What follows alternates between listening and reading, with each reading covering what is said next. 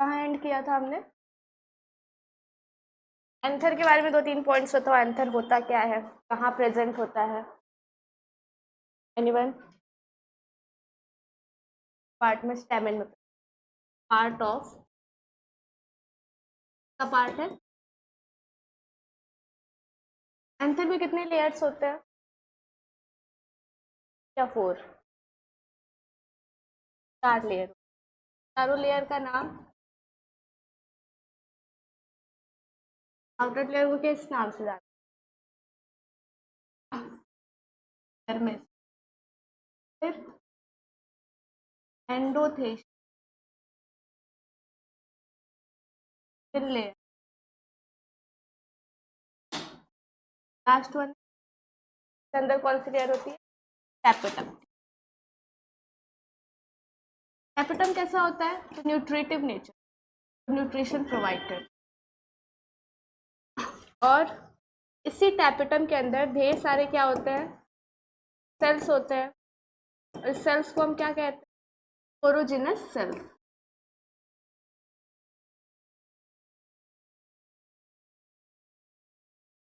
और इसको हम क्या बोलते हैं? माइक्रोस्पोरेंजियम।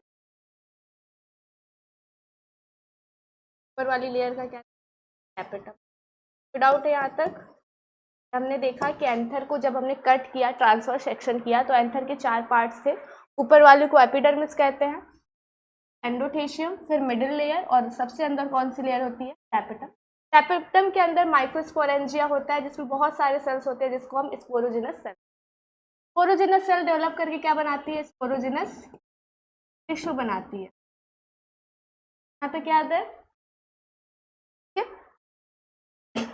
अब मैंने लास्ट क्लास से बताया था कि स्पोरोजिनस को डिवाइड करेगी और क्या बनाएगी?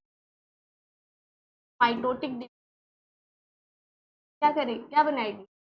पॉलन मदर सेल या फिर माइक्रोस्पोरा मदर सेल। फिर ये डिवीजन करेगी, म्यूसिस होगा इसके अंदर। म्यूसिस होगी क्या बनेगा? Microspore tetrad. 4 माइक्रोस्पोर थे, चारों कैसे आपस में, यही बताया था। उसके बाद इनके पास क्या होगा? ये डिहाइड्रेट करेंगी। डिहाइड्रेट करते ही ये चारों अलग हो जाएंगे, सेपरेट हो जाएंगे। और चारों के चारों कैसे होंगे? फंक्शनल होंगे। फिर आगे डेवलप करेगा, ऊपर एक लेयर बन जाएगी।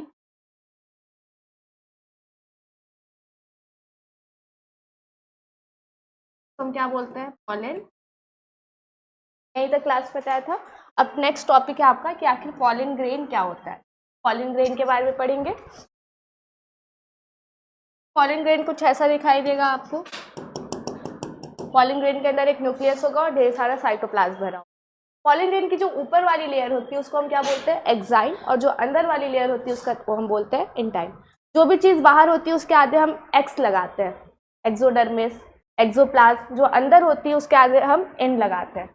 एक्स का मतलब क्या है? ये बाहर होगी, और इन का मतलब क्या है? ये अंदर होगी। तो हम इसको ऐसे लिख सकते हैं, इनर लेयर। इसको लिख सकते हैं आउटर।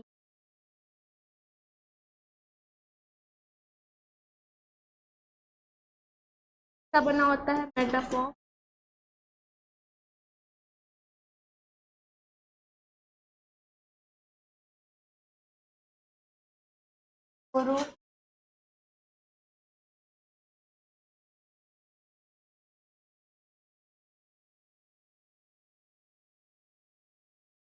देखो, पॉलन ग्रेन है। पॉलन ग्रेन के पास टोटल 2 लेयर्स होती हैं। बाहर वाली लेयर का नाम है एक्साइन और अंदर वाली लेयर का नाम है इंटाइन। पहले एक्साइन के बारे में पढ़ते हैं कि एक्साइन है क्या। एक्साइन को हमने कहा कि सबसे बाहर होती है आउटर लेयर का। किस से बनी होती है? तो केमिकल का नाम है स्पोरोपोलिन। केमिकल का नाम है स्पोरोपोलिनिन। और स्पोरोपोलिनिन जो होता है वो मोस्ट रेजिस्टेंट ऑर्गेनिक। रेजिस्टेंट का मतलब जानते हो? रेजिस्टेंट रोकता है, मतलब उस पर कोई भी केमिकल्स का क्या होगा? इफेक्ट नहीं पड़ेगा, ठीक है, उसको हम क्या बोलते हैं, रेजिस्टेंट बोलते हैं, रेजिस्ट कर देता है, रोक देता है किसी भी होने से। तो मोस्ट रेजिस्टेंट है तो ये क्या करेगा, विथ स्टैंड कर जाएगा, विथ स्टैंड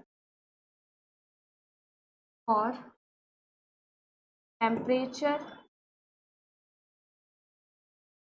तो जितना भी ज़्यादा टेम्परेचर मिले या जितना भी कम टेम्परेचर मिले उस पर वो क्या करेगा, सर्वाइव कर जाएगा। और जो एसिड भी, अगर आप इसके ऊपर एसिड भी डालते हो फिर भी ये क्या करेगा, रेजिस्टेंट रहेगा उसके, मतलब सर्वाइव कर जाएगा। तो ऐसे मटेरियल को हम क्या बोलते हैं, रेजिस्टेंट बोलते हैं। मतलब जितना भी ज़्यादा हाई टेम्परेचर दे दो, जितना भी एसिड डाल दो, क्या करेगा, अपने आप को सर्वाइव कर लेगा, वो डिस्ट्रॉय नहीं होगा। इस वजह से हमने कहा है कि स्पोरोपोलिन जो होता है वो बहुत ही रेजिस्टेंट ऑर्गेनिक मटेरियल। अगर रेजिस्टेंट नहीं होगा तो क्या होगा, बहुत देर बाद जब यहाँ से कोई भी फ्लावर से पॉलन उड़ के जाएगा किसी और फ्लावर पे, उसको बहुत सारी टेम्परेचर का सामना करना पड़ सकता है, कुछ भी इन्वायरमेंट में होगा। तो अगर वो रेजिस्टेंट नहीं रहेगा तो क्या वो रास्ते में ही डिस्ट्रॉय हो जाएगा, तो कोई भी तरह से पॉलिनेशन नहीं हो पाएगा। पॉलिनेशन को होने के लिए ये अपने ऊपर एक मटेरियल का फॉर्मेशन करता है जिसको हम स्पोरोपोलिन कहते हैं। इसकी वजह से वो क्या हो जाता है, रेजिस्टेंट हो जाता है, किसी भी टेम्परेचर किसी भी एसिड में क्या करेगा, सर्वाइव कर जाएगा। दूसरी पॉइंट ये भी है, can not read with the action of enzymes. Enzyme का नाम सुना होगा, 10th में पढ़ा होगा, बहुत सारे एंजाइम्स होते हैं। एंजाइम मेनली क्या करते हैं, एंजाइम्स एक्टिवेशन एनर्जी को क्या कर देते हैं, कम कर देते हैं। जो काम आपको 10 घंटे में होने वाला है एंजाइम के प्रेजेंस में वो 2 घंटे में हो जाएगा, मतलब टाइम को कम कर देते हैं और आपके रिएक्शन को फास्ट कर देते हैं। तो इस पर कोई भी एंजाइम का कोई भी यूज नहीं होगा। अगर इस पर एंजाइम हम डालते हैं तो भी ये डिस्ट्रॉय नहीं होने वाली, डिग्रेड नहीं हो पाएगी। तो can not degrade with the action of enzyme, ठीक है। फंक्शन क्या होगा एंजाइम का, काम क्या करेगा, तो पहला function protection.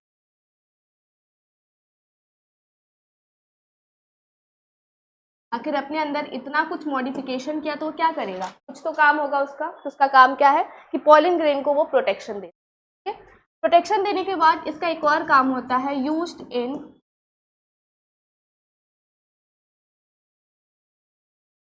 Fossilisation purpose. Fossilisation, fossil remains of living, ठीक है।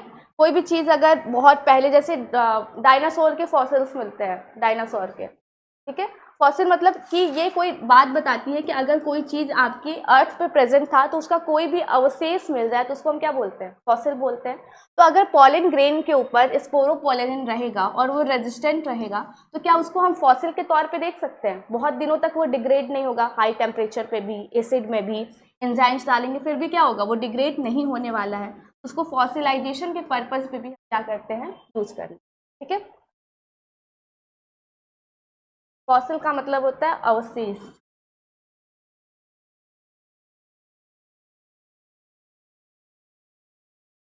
ठीक है।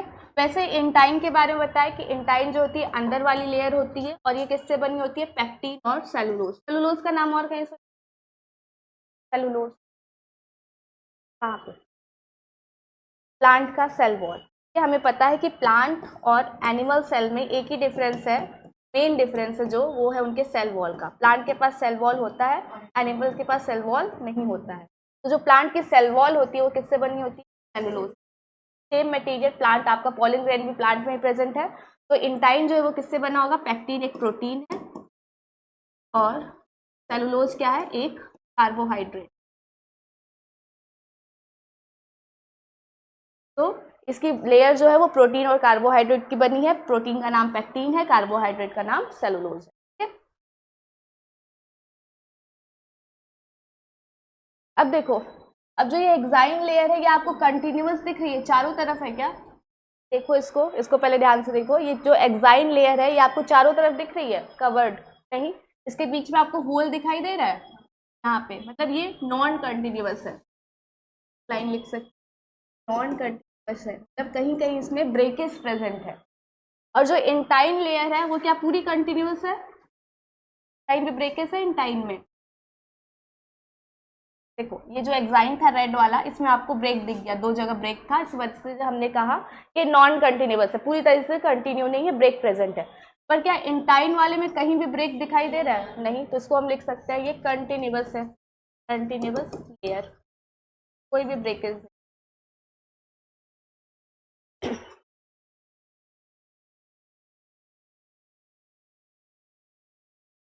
जो ब्रेक प्रेजेंट है इस एग्जाइन लेयर में, उसको हम क्या बोलते हैं? जर्म पोर बोलते हैं। ठीक है, आखिर जर्म पोर का होना क्यों जरूरी है?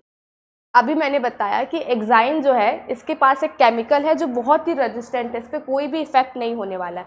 तो क्या कोई इफेक्ट नहीं होगा तो कभी भी ये जर्मिनेशन कर पाएगी? पॉलन ग्रेन कभी भी जर्मिनेट करेगा? नहीं कर पाएगा। तो जर्मिनेशन करने के लिए एक ब्रेक प्रेजेंट होती है, 1, 2 कोई भी, जहाँ से क्या होता है? जर्मिनेशन होता है, जर्मिनेशन ऑफ पॉलन ग्रेन।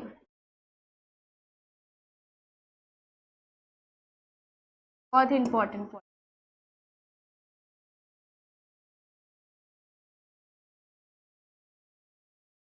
जैसे ही कोई भी पॉलन ग्रेन स्टिग्मा पे जाता है और उसको पता चलता है कि हम अपने स्पीसीज पे लैंड कर गए हैं, तो क्या होता है? पॉलन ग्रेन के अंदर से एक जर्म ट्यूब निकलती है, जर्मिनेशन होना शुरू। और वो पॉलन ग्रेन के अंदर से जो जर्म ट्यूब निकलेगी या पॉलन ट्यूब निकलेगी, जर्म ट्यूब भी कह सकते हो और पॉलन ट्यूब, वो कहाँ से निकलेगी? तो उसका लोकेशन हमेशा जर्म पोर के पास से होगा। तो इससे ये पता चलता है कि जर्म पोर क्या कराएगा? जर्मिनेशन कराएगा किसका? Pollen grain. कोई डाउट है पूरे पॉलन ग्रेन में? टॉपिक है हमारा डेवलपमेंट।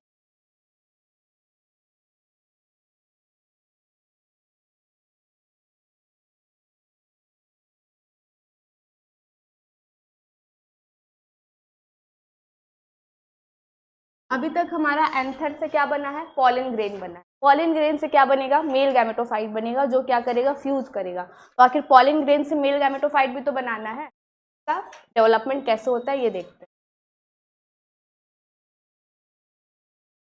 पॉलन ग्रेन की प्लॉइडी क्या होगी? प्लॉइडी हैप्लॉइड होगा या डिप्लॉइड होगा?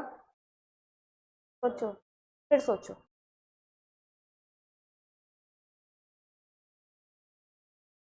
इधर देखो, हमने क्या पढ़ा था? स्पोरोजिनस टिश्यू पढ़ा था, के बीच में क्या हुआ था? कॉपी खोलो देखो, में क्या हुआ था? माइटोसिस हुआ था। तो स्पोरोजिनस टिश्यू मैंने बताया था कि कहीं भी स्पोरोफाइट है तो वो कैसा होगा? डिप्लॉइड होगा। डिप्लॉइड सेल में माइटोसिस होगा तो भी क्या बनेगा? डिप्लॉइड ही बनेगा। मतलब जो माइक्रोस्पोर मदर सेल था वो कैसा था? डिप्लॉइड था। बट इसके अंदर क्या हो रहा था? मियोसिस। और मियोसिस क्या करता है? एक सेल को 4 सेल में डिवाइड कर देता है। मतलब इसकी प्लॉइडी 2n से क्या हो जाएगी? n हो जाएगी। मतलब पॉलन ग्रेन की प्लॉइडी क्या थी? हैप्लॉइड थी। कोई डाउट? वही बताया ना कि स्पोरोफाइट, कल बताया था ना कि गैमेटोफाइट होता है, दूसरा स्पोरोफाइट। स्पोरोफाइट की प्लॉइडी हमेशा 2n होती है और जो गैमेटोफाइट होता है उसकी प्लॉइडी n होती है। ठीक है, तो स्पोरोफाइट में अगर माइटोसिस होगा तो उसकी प्लॉइडी हमेशा 2n ही रहेगी। मियोसिस हो गया तो प्लॉइडी क्या हो जाएगी? चेंज हो जाएगी। मतलब नंबर सेट ऑफ क्रोमोसोम क्या हो जाएंगे? 1 हो जाएंगे, 2 से 1। तो पॉलन ग्रेन की प्लॉइडी क्या है? नहीं समझ आया? प्लॉइड आया समझ कि नहीं? फिर से बताओ। आया क्या?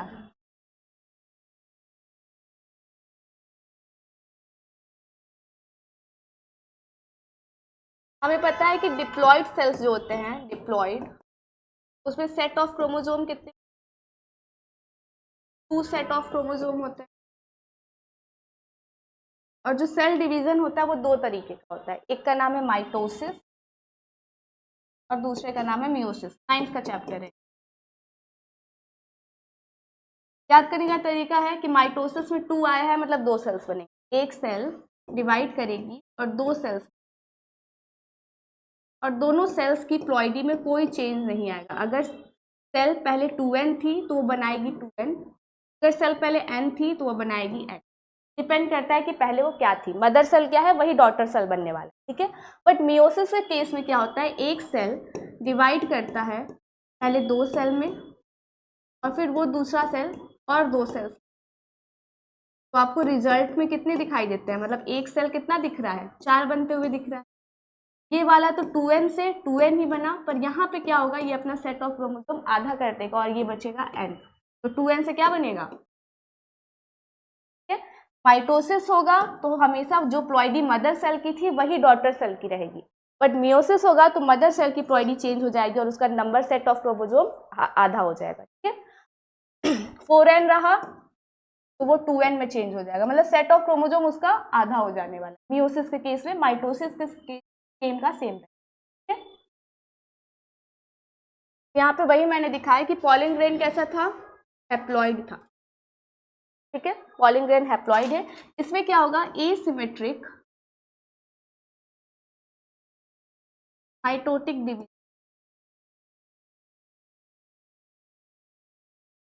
अब बताओ एसिमेट्रिक का मतलब, सिमेट्री ना हो, दो इक्वल हाफ ना बटे, मतलब अनइक्वल, ठीक है। अनइक्वल माइटोटिक डिवीजन होगा, मतलब एक सेल से दो सेल तो बनने वाला है पर वो इक्वल नहीं होंगे, उनकी साइज हमेशा अलग होगी। तो आपको क्या देखने को मिलेगा, एक पॉलिन ग्रेन है,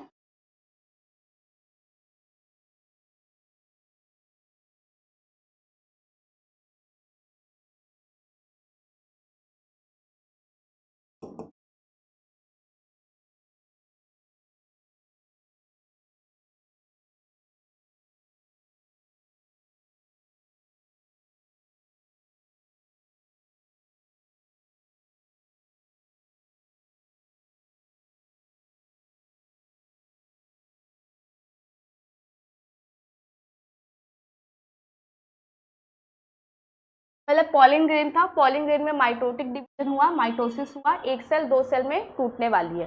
बट उससे पहले मैंने लिख दिया एसिमेट्रिक डिवीजन होगा, मतलब एक सेल दो सेल में टूटेगी पर दोनों सेल अनइक्वल होंगे, इक्वल हाफ्स में नहीं बटेंगे। तो एक सेल का नाम होगा वेजिटेटिव सेल, दूसरे सेल का नाम होगा जनरेटिव सेल। देख के क्या लग रहा है, कौन बड़ा है कौन छोटा है, वेजिटेटिव सेल बहुत बड़ा दिख रहा है, जनरेटिव सेल छोटा दिख रहा है। तो इससे ये पता चला पॉलिन ग्रेन तो दो भाग में टूटा, दो सेल्स में टूटा, बट एक क्या है, बड़ा दिखाई दे रहा है और एक कैसा दिखाई दे रहा है, छोटा दिखाई दे रहा है, ठीक है।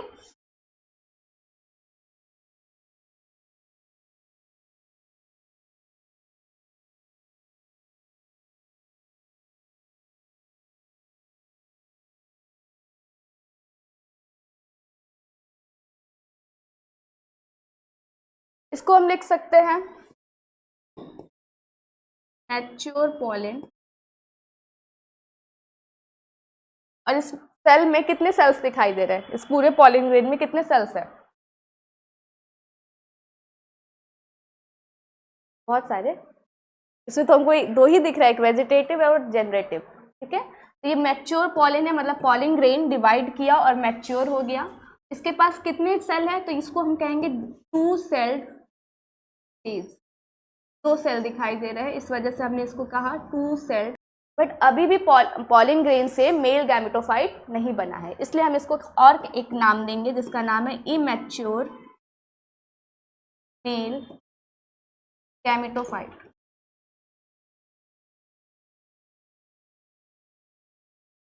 समझो पहले, एक पॉलिन ग्रेन है, पॉलिन ग्रेन डिवाइड किया, उसके अंदर दो सेल्स दिखाई दिए, एक का नाम था वेजिटेटिव, दूसरे का नाम था जनरेटिव, ठीक है। इस वजह से दो सेल थे, इस वजह से हमने इस स्टेज को कहा कि टू सेल्ड स्टेज है। पॉलिन ग्रेन तो मैच्योर हो चुका है पर अभी गैमेटोफाइट जो है वो इमैच्योर है, इसलिए हमने लिखा इमैच्योर मेल गैमेटोफाइट और मैच्योर पॉलिन, ठीक है। कोई डाउट, ठीक है। ये याद रखना कि पॉलिन ग्रेन से क्या बनने वाला है, आपका गैमेटोफाइट बनने वाला है, ठीक है।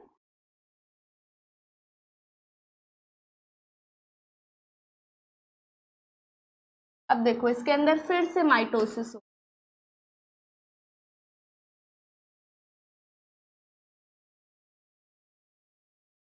इसके अंदर माइटोसिस होगा, दो सेल है तो इसमें भी हो सकता है, इसमें भी हो सकता है, तो माइटोसिस होगा generative cell, generative cell undergo mitosis, ठीक है। फिर से क्या होने वाला है, दो सेल बनने वाला है, तो ये हमारा पॉलिन ग्रेन,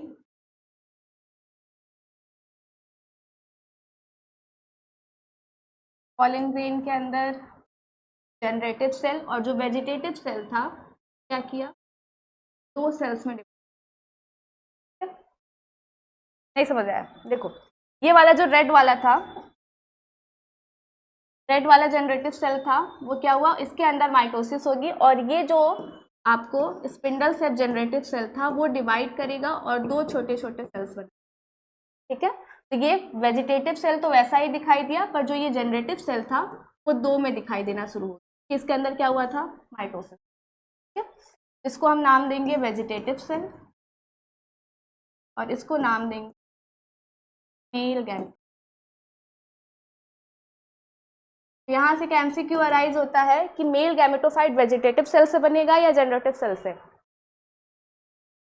मेल गैमेटोफाइट किससे बन रहा है, वेजिटेटिव से या जनरेटिव से, जनरेटिव से। ठीक है, तो एक एमसीक्यू हो गया कि male gametophyte develops from generative cell.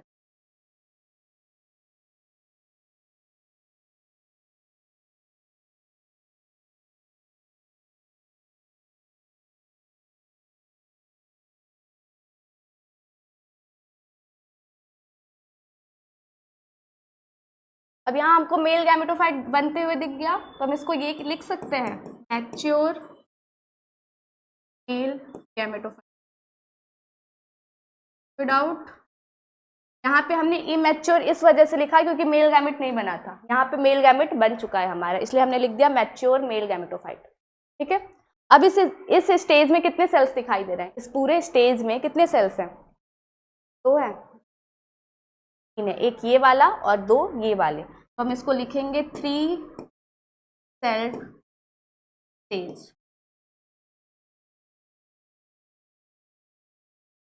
अभी बताया कि एक होता है वेजिटेटिव सेल,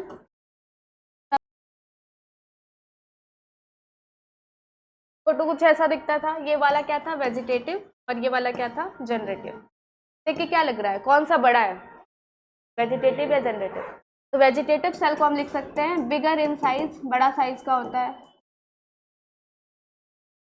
और ये कैसा है, स्मॉलर साइज का है, स्मॉलर। इसके पास बहुत सारा खाना होता है, अबंडेंट फूड रिजर्व, बहुत सारा खाना प्रेजेंट होता है के अंदर, और ये क्या देता है, एनर्जी प्रोवाइड करता है पॉलन ग्रेन को। खाना रहेगा तभी तो एनर्जी मिलेगी ना, तो इसके अंदर बहुत सारा खाना रिजर्व है और ये क्या करेगा, आपको एनर्जी प्रोवाइड करेगा, आपको नहीं पॉलन ग्रेन को। उसके अलावा ये कैसा है, स्पिंडल शेप का है। स्पिंडल शेप किसको कहते हैं, जब सेल पढ़ा होगा तो सेल के बहुत सारे शेप होते हैं। ठीक है, तो स्पिंडल शेप उसको कहते हैं जिसके दोनों एंड जो होते हैं वो टैपर्ड होते हैं, मतलब पॉइंटेड होते हैं दोनों एंड, और बीच वाला जो हिस्सा होता है वो फुला हुआ होता है, ऐसा। ठीक है, दोनों एंड क्या है, पॉइंटेड है, या फिर हम इसको कह सकते हैं टैपर्ड है। ऐसा कोई सेल का शेप होता है तो उस शेप को हम क्या बोलते हैं, स्पिंडल शेप बोलते हैं। ठीक है, के पास डेंस साइटोप्लाज्म,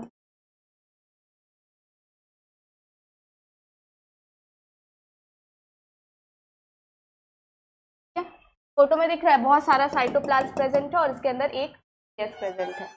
इसके अंदर देखो न्यूक्लियस दिख रहा है पर ये गोल नहीं है, इरेगुलर शेप का है, इसका कोई शेप नहीं है। ये इंपॉर्टेंट पॉइंट है, इरेगुलर शेप ऑफ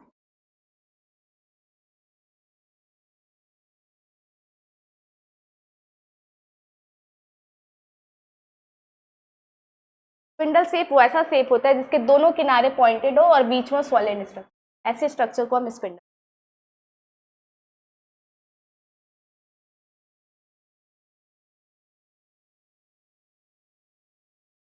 इसका न्यूक्लियस का शेप हमेशा गोल मत बनाना, कोई भी शेप का हो सकता है, इरेगुलर, जिसका कोई भी शेप ना हो उसको हम क्या बोलते हैं, इरेगुलर, या फिर अमीबॉइड शेप कहते हैं, अमीबा, अमीबा देखा होगा, पढ़ा होगा, या फिर इसको कह सकते हो अमीबॉइड, का कोई शेप ना हो उसको अमीबॉइड बोलते हैं। हो गया, अब पेन पेंसिल रख दो और एक बार रिकैप देखते हैं कि आखिर मेल गैमेटोफाइट बना कैसे। अभी हमको पता चल गया है कि मेल गैमेटोफाइट बन गया, अब हम देखेंगे फीमेल कैसे बनेगा, दोनों को फ्यूज करा देंगे। उससे पहले देखते हैं कि हमने पढ़ा क्या। सबसे पहले हमने फ्लावर पढ़ा, ठीक है। फ्लावर में हमने 4 पार्ट्स पढ़े कि एक होता है सेपल का पेटल, एंड्रोसियम और चौथा गाइनोसियम। यही चीज़ पढ़ा, चारों का फिगर भी याद होगा। उसमें से हमने कहा कि सबसे पहले हम एंड्रोसियम पढ़ेंगे। एंड्रोसियम जब टॉपिक डाला तो उसमें हमने बताया कि एंड्रोसियम के दो पार्ट्स होते हैं, एक का नाम है एंथर और का नाम है फिलामेंट। एंथर जो होता है वो डिस्टल एंड पे होता है, दूर प्रेजेंट होता है, और जो फिलामेंट होता है वो प्रॉक्सिमल एंड पे होता है। इसके बाद हमने फिलामेंट को कहा कि फिलामेंट लॉन्ग होता है, स्लेंडर होता है और स्टॉक की तरह प्रेजेंट। इसके अलावा फिलामेंट के बारे में हमने कुछ नहीं, यही बोला कि एक लंबा सा स्ट्रक्चर होता है जिसके ऊपर एंथर प्रेजेंट होता है। ठीक है, इसमें से मेन हमने निकाला एंथर। एंथर पढ़ते हैं कि एंथर क्या है। एंथर को हमने ये कहा कि एंथर जो है वो 4 लेयर्स की बनी हुई है। एक का नाम था एपिडर्मिस, एंडोथेशियम, मिडिल लेयर और टैपेटम। ठीक है, जिसमें से एपिडर्मिस को कहा कि सिंगल लेयर की होती है और सबसे बाहर होती है। एंडोडर्मिस को कहा कि ये भी सिंगल लेयर की होती है और इसके नीचे पाई जाती है। एपिडर्मिस का फंक्शन क्या बताया था? बाहर है तो क्या फंक्शन होगा? प्रोटेक्शन। कुछ नहीं सोचना है, बाहर प्रेजेंट है तो प्रोटेक्ट करने वाली है। एंडोथीशियम का काम था डेहिसेंस कराना, डिस्पर्सर कराना। ठीक है, मिडिल लेयर का काम था न्यूट्रिशन देना, बहुत सारा इसमें खाना प्रेजेंट था और वो एंथर को खाना दे रहा। ठीक है, टैपेटम के अंदर क्या पाया जा रहा था? टैपेटम के अंदर पाया जा रहा था माइक्रोस्पोरेंजियम।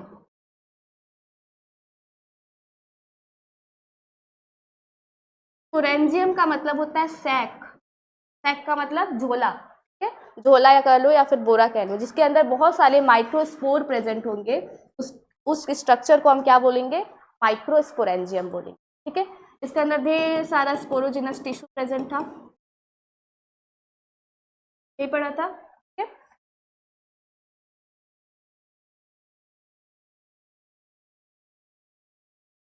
उसके बाद पढ़ा कि स्पोरोजिनस जो है डिवाइड करेगी, माइटोसिस का उसमें डिवाइड करके क्या बनाएगी? Pollen mother cell. Pollen mother cell के अंदर मियोसिस होगा और डिवाइड करके क्या बनेगा? टेट्राड बनेगा। चारों चिपके हुए होंगे आपस में। ये क्या करेगी? डिहाइड्रेट करेगी, पानी निकलेगा इसके अंदर और क्या बनेगा? 4 पॉलिन ग्रेन। चारों पॉलिन ग्रेन फिर से क्या करेंगे? आपका डेवलप करेंगे और क्या बन जाएंगे? मेल गैमेटोफाइट बन। क्या बना? पॉलिन ग्रेन बना। यहाँ तक पढ़ा था। अब पढ़ा कि पॉलिन ग्रेन जो होता है 2 लेयर से बना होता है, एक्साइन और एंटाइन। एक्साइन जो है सबसे बाहर है, प्रोटेक्शन देगा और ये बहुत ही रेजिस्टेंट है। पॉइंट याद रखना है कि बहुत ही रेजिस्टेंट है। इसमें कोई भी एंजाइम, टेम्परेचर और एसिड, किसी का कोई फर्क नहीं पड़ने वाला। कितना भी टेम्परेचर दे दो, गर्म पानी में डाल दो, फिर भी पॉलिन ग्रेन क्या होगा? रेजिस्टेंट ही रहेगा, उसको कोई इफेक्ट नहीं होने। एंटाइन अंदर प्रेजेंट है, इनर पार्ट में, और किसका बना हुआ है? पैक्टीन का बना है और सेलुलोज का। ठीक, यहाँ तक पढ़ने के बाद हमने पढ़ा कि पॉलिन ग्रेन से मेल गैमेटोफाइट कैसे बनता है। मेल गैमेटोफाइट बनाने के लिए क्या होता है? इसके पास, इसके अंदर 2 बार माइटोसिस होता है। एक बार माइटोसिस होगा तो वेजिटेटिव सेल बनेगा और जनरेटिव सेल बनेगा। अब इस जनरेटिव सेल के अंदर माइटोसिस होगा और 2 मेल गैमेट्स बनेंगे, ये बताया था ना। और वेजिटेटिव सेल को बताया कि बड़ा साइज का होता है, इसका न्यूक्लियस इरेगुलर होता है और इसके पास बहुत सारा खाना होता है। जेनेटिव सेल के पास बताया कि ये स्पिंडल शेप का होता है, छोटा होता है और ये डिवाइड करके क्या बनाता है? 2 मेल गैमेटोफाइट बनाता है। जहाँ मेल गैमेटोफाइट आपने लिखा है वहाँ पे लिख देना कि ये अनइक्वल साइज का होता है, अनइक्वल साइज। ठीक है, मतलब जहाँ मेल गैमेटोफाइट लिखा होगा पीछे, वहाँ पे लिख लेना कि इसकी साइज कैसी होती है? अनइक्वल होती है। पॉलिन ग्रेन के बारे में 2 पॉइंट और लिखो कि पॉलिन ग्रेन स्फेरिकल होती है। एनसीईआरटी में लिखा हुआ है इसलिए लिखवा रहा है। पॉलिन ग्रेन कैसी होती है? स्फेरिकल होती है, हमेशा गोल होगी। इसके अलावा इसका डायमीटर दिया होगा, कोई चीज़ स्फेरिकल में प्रेजेंट है, स्फेयर प्रेजेंट है तो इसका डायमीटर हम मेजर करेंगे। तो इसका डायमीटर होता है 25 से 50 माइक्रोमीटर। ठीक है, इसकी design and pattern can very. Pollen grain का डिज़ाइन अलग अलग हो सकता है स्पीसीज में, किसी में डिज़ाइन कुछ अलग होगा, किसी में बड़ा होगा, किसी में छोटा होगा, तो उसका साइज क्या हो सकता है, वेरी कर सकता है। शेप हमेशा स्फेरिकल रहता है, मोस्ट ऑफ द केसेस में स्फेरिकल शेप देखे जाते हैं, और डायमीटर कितना होता है, 25 से 50 माइक्रोमीटर।